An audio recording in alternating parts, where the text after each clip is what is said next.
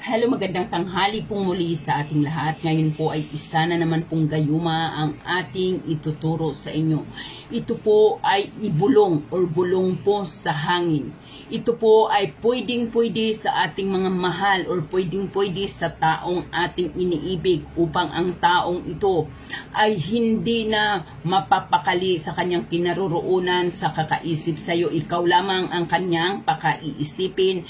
Lalo ng ating mga asawa kung nasa malayo sila o ang ating mga asawa ay pumapasok sa araw-araw sa trabaho at syempre hindi po natin maiwasan na mangamba na baka mamaya ay matukso sa iba ang ating mga partner.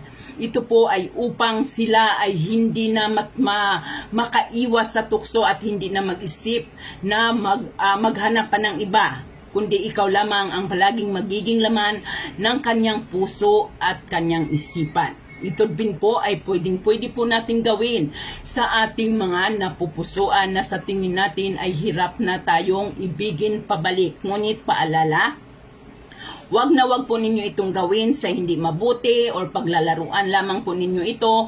Tiyakin po ninyo na kung gagawin ninyo ito para sa taong lihim yung iniibig ay 100% na kayong sigurado na sa inyong damdamin. Sapagkat once na ginawa nito, once na tumalab na po ang bisa ng gayumang ito, ay tinitiyak ko sa inyo na hindi ka natatantanan ng taong iyong ginagawan nito. Kaya make sure na bago mo ito gawin sa taong iyong lihim na iniibig ay 100% ka nang sigurado sa iyong damdamin. At wag na wag mo itong laruan kung ayaw mong dobling balik ang mapapas sa inyo. So ayan po. Sa gabi ay magsindi ka ng kandila. Isang kandilang pula o kaya naman ay kulay pink. Ayan po lamang, sa gabi magsindi ka ng kulay pula or kulay berdeng kandila. Gagawin natin ito ng gabi, ng Martes o Biyernes, ng alas 12 ng hating gabi or kaya naman ay alas 3 ng madaling araw. Martes o Biyernes, alas 12 ng hating gabi or alas 3 ng madaling araw. Anong po ba ang Biyernes ng gabi ng alas 3 ng madaling araw? Ito ay pagitan ng Huwebes at Biyernes. Pag Martes naman ay pagitan po ito ng Lunes at Martes. Yan po ang tamang oras ng paggawa po natin neto. Kung wala pong ibang oras, kung wala kayong time sa paggawa na yan, ay maghintay po lamang kayo ng ibang pagkakataon upang magkaroon kayo ng time ng Martes or Biyernes sa pagitan ng alas 12 or alas 3 ng madaling araw. Ngayon, pag nakahanap ka na ng isang lugar,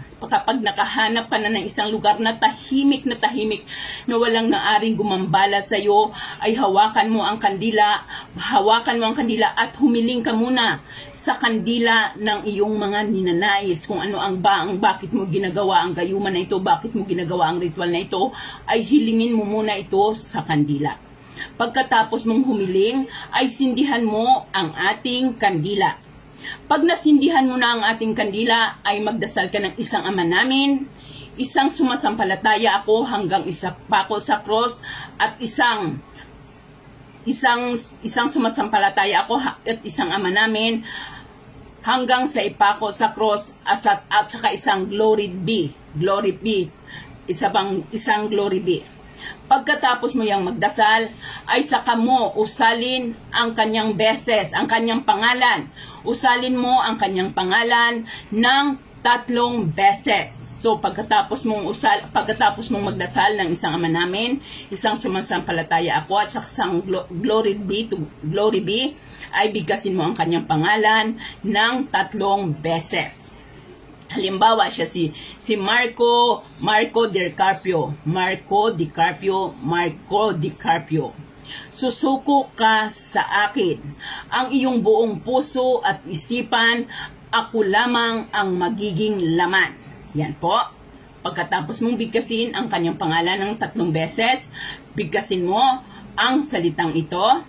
Halimbawa, Marco, kung ano man ang apelyido ni Marco, susuko ka sa akin. Ang iyong puso at isipan ay ako lamang ang magiging laman. Marco, susuko ka sa akin, ang iyong puso at isipan ay ako na lamang ang magiging laman. Marco, susuko ka sa akin. Ang iyong puso at isipan ay ako na lamang ang magiging laman. Pagkatapos ay bigkasin mo ang ating orasyon. Bigkasin mo ang ating orasyon ng 7 beses. Ilalagay din po natin ito sa ating description box. Narito po ang ating orasyon na ating babanggitin ng 7 beses. Tandaan po, 7 beses. Factum it Mariatum hom salakates satarnates. Sumuko ka sa akin. Kasinoto honoro croster. Forinot katipa. Karnos noktar raiban. Beranter igosom niammat niamhom.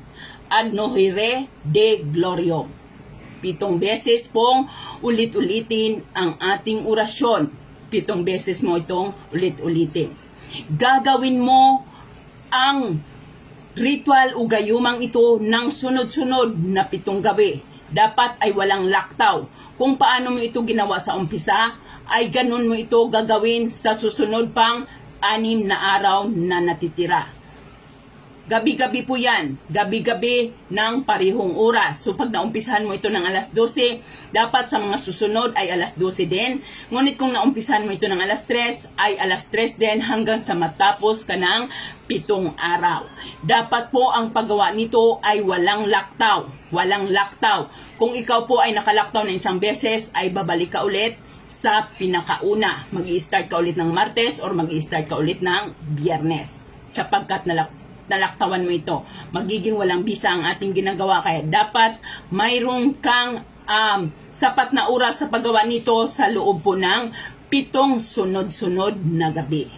So yan po, gawin po ninyo ng tama, walang papalitan at wala pong babaguhin. Ayan po lamang, maraming salamat at magandang gabi sa ating lahat.